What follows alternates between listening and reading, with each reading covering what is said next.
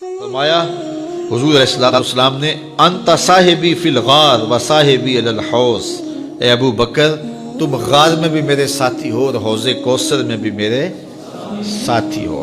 اور آقا کریم علیہ السلام نے یہ بھی ارشاد فرمایا سب سے زیادہ جس نے میرے اوپر احسانات کیے ہیں وہ ابو بکر ہے۔ حضور نے فرمایا کسی کے مال نے مجھے اتنا نفع نہیں دیا جتنا ابو بکر کے مال نے دیا، جتنا ابو بکر کے مال نے دین کو، اسلام کو، میرے کاز کو نفع دیا ہے، میرے حضور نے فرمایا اتنا کسی کے مال نے نفع نہیں دیا۔ اللہ اکبر۔ فبکا ابو بکر، تو جب یہ بات حضور نے کہی تو ابو بکر رونے لگے۔ وقال ما انا ومالی الا لک، حضور میں بھی آپ کا ہوں، مال بھی آپ کا ہے۔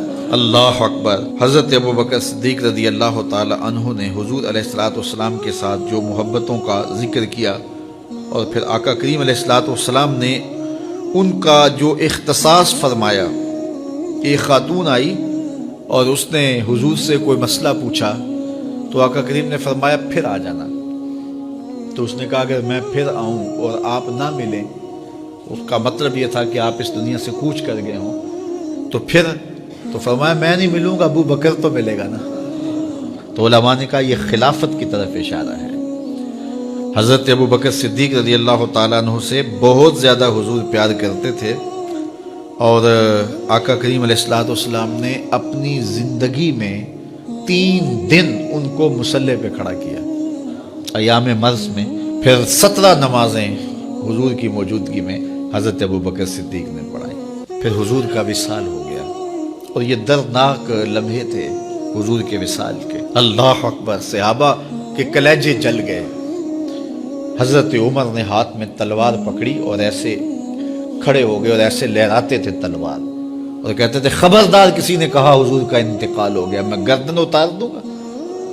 کوئی وصال نہیں ہوا حضور کا، حضور تھوڑی دیر بعد اپنی حالت پہ آ جائیں گے، یہ سکتے کی کیفیت ہے۔ حضرت زید بن عبداللہ کے بیٹے نے جا کے کہا ابا جی حضور کا انتقال ہو گیا، تو انہوں نے باغ میں پانی دے رہے تھے، سب کام چھوڑ دیا، ہاتھ اٹھائے گا اللہم اذہب بصری حتی لا ارا بعد حبیبی محمد احدا، اے اللہ مجھے اندھا کر دے، آنکھوں کے دیے اس لیے روشن تھے کہ تیرے محبوب کو دیکھوں، جب حضور چلے گئے ہیں تو میں نے یہ چراغ کیا کرنے ہیں، بجھا دے ان چراغوں کو۔ تو کیا کیفیت تھی۔ حضرت فاطمہ بول رہی ہیں سبت علیہ مصائب لو انہا سبت علی الایام سرنا لیالیا، میرے اوپر وہ مصیبتیں ٹوٹی ہیں اگر یہ دنوں پہ ٹوٹ پڑتی تو دن کالی راتیں بن جاتے۔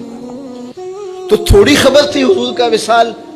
اچھا جب یہ کیفیت تھی صحابہ کی اس نازک موقع پہ، چونکہ منافق اندر ہی ہوتے ہیں، تو منافقوں نے ایک کھیل کھیلا، وہ صحابہ میں پھیل گئے اور کہنے لگے واہ واہ حضور کے دم سے رونقیں تھیں، مسجدیں آباد تھیں، سجدے تھے، قرآن کی تلاوت تھی، اب کس نے نماز پڑھنی ہے میاں، اب کس نے روزہ رکھنا ہے، اب کس نے زکوٰۃ دینی ہے، اب کس نے حج کرنا ہے، ختم کہانی ختم کہانی، یہ بات کرنی شروع کر دی۔ اب یہ بڑی نازک صورتحال، تو کیا حضرت ابو بکر کا کلیجہ نہیں جل رہا تھا؟ لیکن اس موقع پہ حضرت ابو بکر کھڑے ہوئے، اور پھر حضرت ابو بکر صدیق نے لوگوں سے مخاطب ہو کہا لوگوں مجھے ایک بات بتاؤ کہ تم اللہ کی عبادت کرتے تھے یا حضور کی کرتے تھے؟ لوگوں نے کہا کہ اللہ کی۔ تو کہا کہ کیا حضور کے وصال کے بعد تم اللہ کی عبادت چھوڑ دو گے؟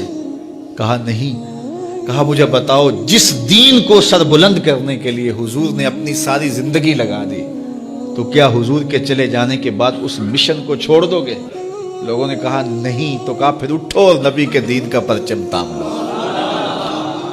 حضور کا وصال ہو گیا ہے، اب حضور کے مشن کو ہم نے اٹھانا اور اپنے کندھوں پہ وہ بوجھ لینا ہے۔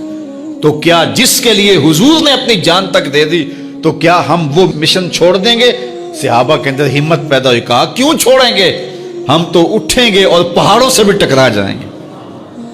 تو یہ وہ موقع تھا جس موقع کو سنبھالا حضرت ابو بکر نے۔ منافق تو چال چل گئے تھے، صحابہ پر صدموں کے پہاڑ ٹوٹ رہے تھے، ساری ذریت اسلام ساری زندگی جو ہے وہ تعریفیں کرتی رہے، مدح و ستائش کرتی رہے، ابو بکر صدیق کا یہ حق نہیں ادا ہو سکتا۔